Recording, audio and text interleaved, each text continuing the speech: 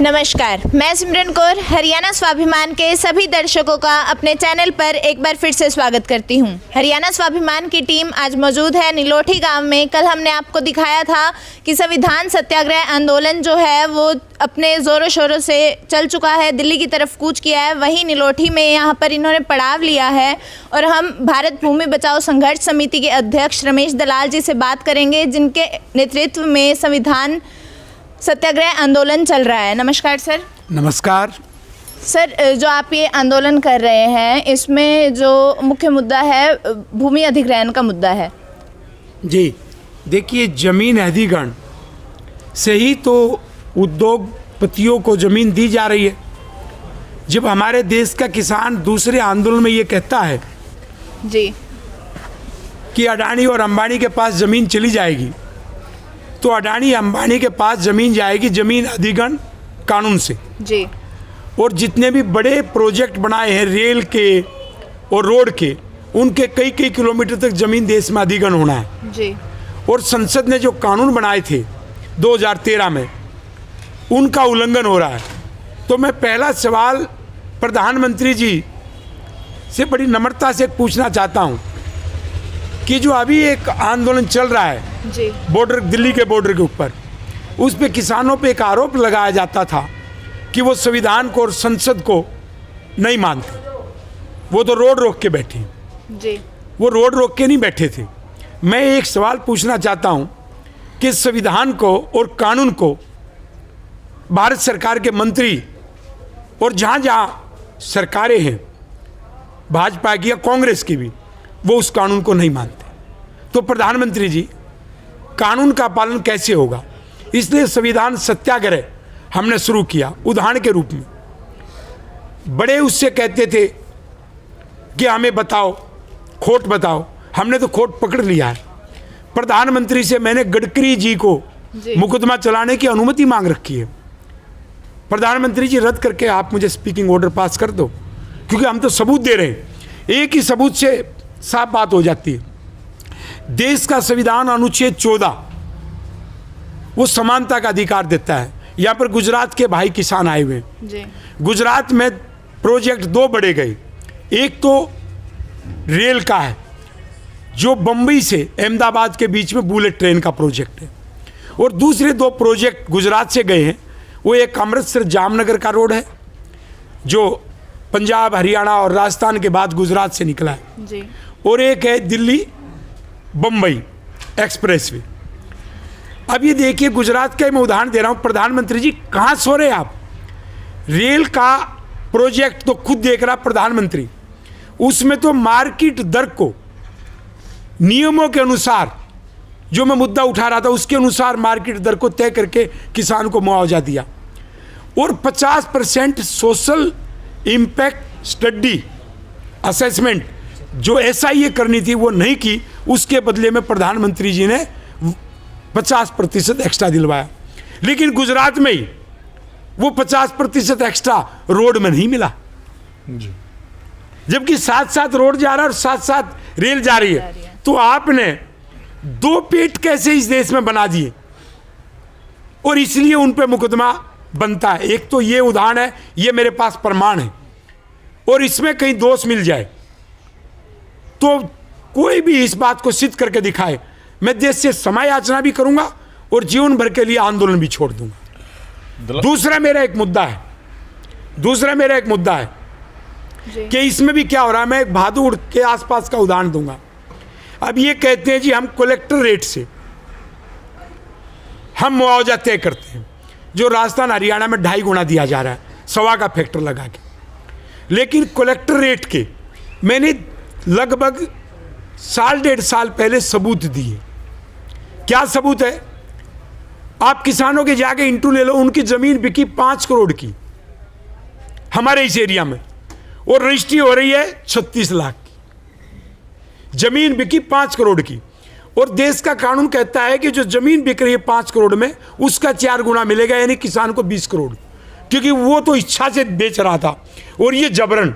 इसलिए सरकार ने संसद में कानून बनाया कि 4 गुना, और 75% SIA के नाम का पुनर्वास का, यानी कि एक तरह से 37 करोड़ रुपए उस संसद के कानून की बात करें तो इस जहाँ पर मैं नीलोठी गांव में बैठा हूँ, ये मांडोठी का मैं उदाहरण दे रहा हूँ, वो बनता है।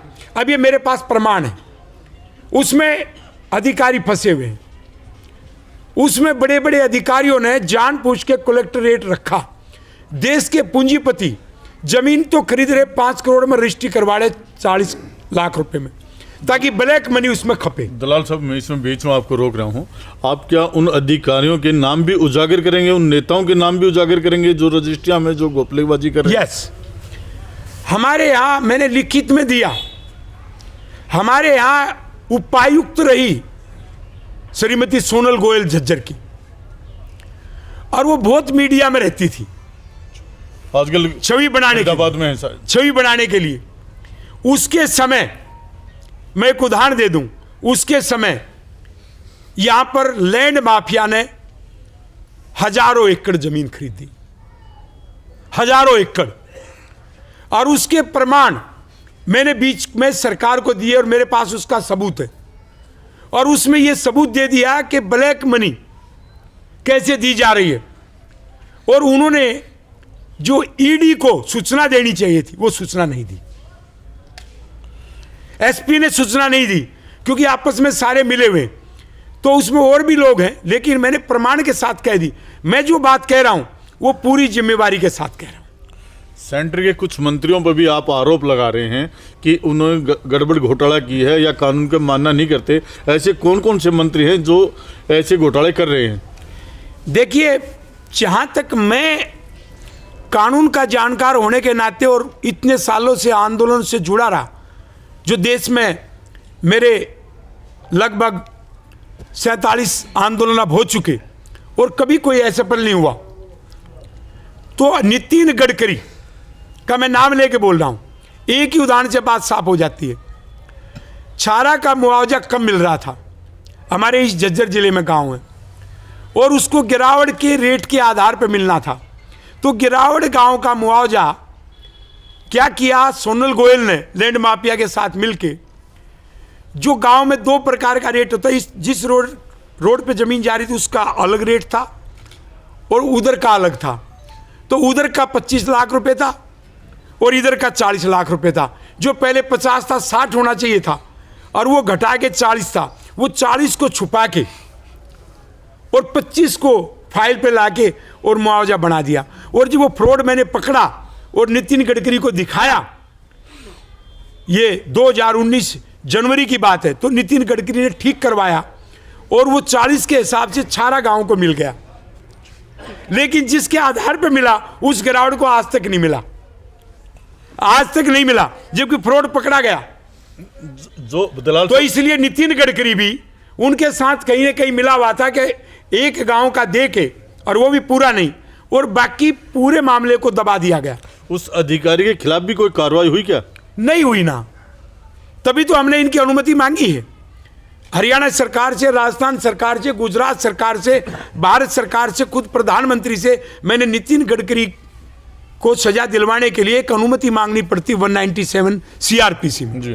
वो मांग रखी है, और इसलिए हमने तकनीकी रूप से सारे काम कर लिए। अधिकारियों के खिलाफ भी आपने मांगी है कोई? बिल्कुल, उसमें कौन कौन है? हाँ, अधिकारी हमारे हरियाणा के, जी। राजस्थान के बहुत सारे कलेक्टर, जिनको उपायुक्त भी कहते हैं, हम डीसी बोलते हैं, जी। एडिशनल चीफ सेक्रेटरी, रेवेन्यू और रोड, पीडब्ल्यूडी, चाहे राजस्थान का हो चाहे अपने यहाँ का या दिल्ली का हो। मैं दिल्ली की बात कर रहा हूँ। लगभग कितने ऑफिसर होंगे इसमें? कम से कम जो नेटवर्क है वो 40 से ज्यादा अधिकारियों का है। आईएएस ऑफिसर हैं? आईएएस ऑफिसर है 40 से ज्यादा? 40 से जो ज्यादा। भ्रष्टाचार के आरोप में आपके मुताबिक? भ्रष्टाचार, देखिए, जो रिश्वत रोड के महकमे में खा रहे होंगे तो अलग चीज है। जी जी। यहाँ पर जो मार्केट दर में घपला जमीन किया, घोटाला जो जमीन घोटाले में, सीधे सीधे जमीन घोटाले जमीन घोटाले में शामिल है, लगभग 40 आईएएस ऑफिसर। और उससे देश को क्या नुकसान होता है वो भी बता रहा हूं। ये मार्केट दर को कम तय करने से जो सरकार में रेवेन्यू जाना चाहिए सेल डीड में, वो नहीं जा पाता। तो एक तरह से सरकार के रेवेन्यू को लॉस पहुंचाया, और दूसरी तरफ किसानों को लॉस पहुंचाया, और उद्योगपतियों को फायदा पहुंचाया। ये जो जमीन है ये इंडस्ट्रियलिस्ट ने खरीदी है, जिसके मैं उदाहरण बता रहा हूं, और खरीदी महंगे रेट में, रजिस्ट्री हुई कम में। तो ये एक जो बड़ा घपला है। और मैं नितिन गडकरी का, आपने बात कर दी, तो मैं नितिन गडकरी का सीधा उन पे कहाँ आरोप बनता है जी। वो मैं बताता हूँ। जी ऐसा हुआ है कि जमीन अधिग्रहण 2013 में पास हुआ और 2013 में पास होने के बाद 1 जनवरी 2014 से लागू हुआ। थोड़े दिन के बाद में मोदी जी की सरकार आ गई। मुंडे जी इस महकमे के रूरल डेवलपमेंट में ये कानून आता है 2013 का, वो मंत्री बने। वो 8 दिन में एक्सीडेंट से भगवान को प्यारे हो गए। ये दोनों महकमे गडकरी जी के पास आ गए। गडकरी जी ने पूंजीपतियों को लाभ पहुंचाने के लिए एक अध्यादेश तैयार करवाया और वो फिर चौधरी बीरेंद्र सिंह भी उस महकमे के मंत्री आए, उसी के समय वो अध्यादेश जारी हुआ और उन्होंने जमीन अधिग्रहण कानून 2013 में संशोधन लिया है। 3 संशोधन उद्योगपतियों को फायदा पहुंचाने के लिए कि जो SIA स्टडी जरूरी थी जी। किसानों के पुनर्वास के लिए, वो इंफ्रास्ट्रक्चर प्रोजेक्ट में नहीं होनी चाहिए, एक संशोधन। और दूसरा, अधिकारियों की जो आज मैं सजा मांग रहा हूं उनकी अनुमति जरूरी कर दी, जो पहले अनुमति जरूरी नहीं थी, दूसरा संशोधन।